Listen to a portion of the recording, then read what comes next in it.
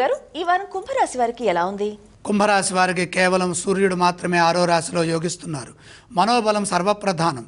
మనోబలంతో నిర్ణయాలు తీసుకొని వాటిని అమలు చేయాలి. మీరు అనుకున్న ఫలితం వచ్చే వరకు శాంతంగా కృషిని కొనసాగించండి. ఏకాగ్రతతో పనిచేయండి. మీ నమ్మకం, మీ విశ్వాసం మీకు విజయాన్ని ప్రసాదిస్తాయని గమనించండి. ఇటువంటి సమయాల్లో చెడు ఊహించవద్దు, నిరుత్సాహానికి గురి కావద్దు. దేనికి సందేహించకుండా ధైర్యంగా అడుగులు ముందుకు వేయాలి. లోతుగా ఆలోచించకుండా, ఈర్ష్యాపరుల మాటలను మనసుకు తీసుకోకుండా కుటుంబ సభ్యులతో చర్చలు చేసిన తర్వాతే ఉత్తమ ఫలితాలు సాధించే విధంగా ప్రణాళికలను అమలు చేయండి. సూర్య భగవానుడి యొక్క అనుగ్రహం కార్యసిద్ధిని ప్రసాదిస్తుంది. మీ నమ్మకం మిమ్మల్ని గెలిపిస్తుంది. గతంలో ఏర్పడిన ఆటంకాలు తొలగుతాయి. అందరూ ప్రశంసిస్తారు. మీ నిజాయితీని పెద్దలు గౌరవిస్తారు.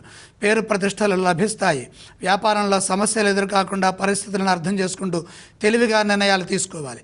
మొండిగా ఏ పని చేయొద్దు. సమయానుకూలంగా పని చేయండి. ఆర్థిక విషయాల్లో జాగ్రత్తగా ఉండండి. ఒత్తిడి కలగకుండా ఆలోచిస్తే సరైన ప్రణాళికా విధానం గోచరిస్తుంది. తద్వారా కృషి ఫలిస్తుంది. కుంభరాశి వారు ఏ స్తోత్రాలను పఠిస్తే మంచిది? కుంభరాశి వారు తప్పనిసరిగా నవగ్రహ ధ్యాన శ్లోకాలు చదువుకోవాలి. ఏ ఆలయాలను దర్శిస్తే వారికి బాగుంటుంది? ప్రత్యేకంగా శని గ్రహాన్ని దర్శించాలి. వారు ఎటువంటి దానాలు చేయాలి గురుగారు? నువ్వులు దానంగా సమర్పించాలి.